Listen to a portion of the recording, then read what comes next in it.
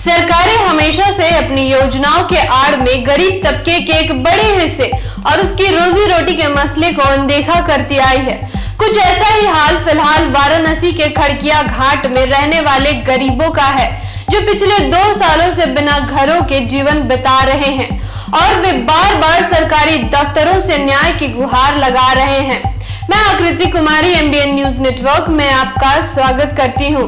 अक्टूबर 2020 से दिसंबर 2020 के बीच केंद्र सरकार द्वारा स्मार्ट सिटी मिशन के तहत करीब 100 परिवारों को खिड़किया घाट से विस्थापित कर दिया है।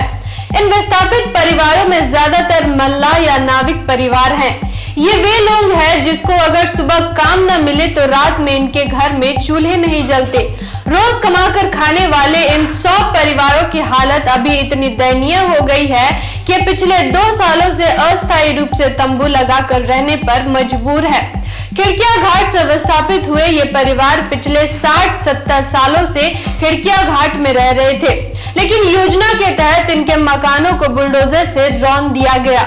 इन लाचार और बेबसों ने अपने घर खोने के बाद ज्यादातर परिवार काशी रेलवे स्टेशन के नजदीक के रेलवे पुल के नीचे आकर बस गए। ज्यादातर ने तिरपाल के अस्थायी तंबू के नीचे बहुत ही बुरे हालत में रहना शुरू कर दिया है। कुछ ने पड़ोस के झोपड़पट्टी मोहल्ले में एक कमरे का कच्चा मकान लेकर रहना शुरू कर दिया है, लेकिन उनका कहना है कि पिछले कुछ सालों से कमाई का कोई साधन न होना या नाम मात्र की कमाई होने के कारण इन मकानों का 2000 से 3000 रुपए का किराया हर महीने देना भी असंभव हो गया है। अपना घर खोने वाली 50 वर्षीय शारदा साहनी ने बताया, हम 70 साल से भी ज्यादा वक्त से खिड़किया घाट पर रह रहे थे। पहले हमारे माँ बाप यहाँ आए जो रोजी रोटी के लिए मछली पकड़ने या नाव चलाने पर निर्भर थे। हम आगे कैसे जिएंगे, ये सोचे बिना इस सरकार ने हमें वहां से जबरन उजाड़ दिया। उन्होंने आगे बताया कि जब खिड़किया घाट पर हमारी झोपड़ियों को ढाया गया तो हमने अपना सारा सामान भी खो दिया। हमें इतना समय भी नहीं दिया गया कि हम अपना जरूरी सामान निकाल लें। बुलडोजर हमारे घरों को रौंदता चला गया।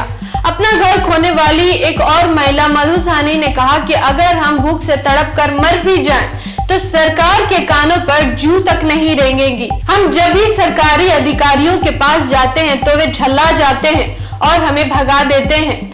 जब सरकार के पास गरीबों को आवास देने की योजना है तो फिर हमें घर क्यों नहीं मिल सकते।